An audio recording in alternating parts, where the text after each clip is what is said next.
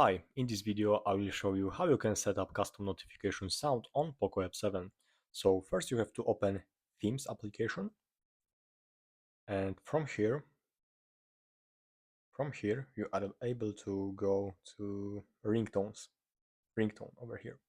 And here you can find choose local ringtone. So open it, and here you can select tone by using sound recorder, audio files, or music. So let's take the audio files for example, and I have some of the audio files from here. So let's take whatever, what kind of flow, okay, and click apply over here.